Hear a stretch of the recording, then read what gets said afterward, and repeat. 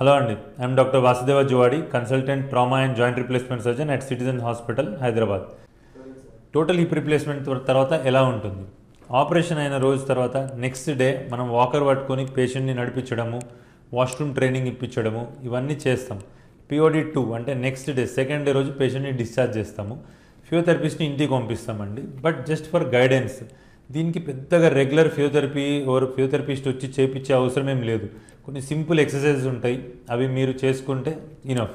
And recovery అనేది జనరల్గా 2 to 4 weeks లోపల పేషెంట్ నార్మల్గా నడవడము ఇవన్నీ చేస్తుంటారు. కొన్ని యాక్టివిటీస్ రిస్ట్రిక్షన్ చెప్తాం, లైక్ కింద కూర్చొని లేవడము, లేకపోతే ఎక్కువ కింద వంగి ఏమైనా కింద పడితే లేపడము, లేకపోతే కాల్ని ఎక్కువ బెండ్ చేయడం. ఎందుకు అంటే మనం ఆపరేషన్ చేసినప్పుడు కండరాలను కట్ చేస్తాం. సో ఆ మజిల్స్ హీల్ అయ్యే వారికి కొంచెం ఇలాంటి యాక్టివిటీస్ చేయొద్దని చెప్తాం.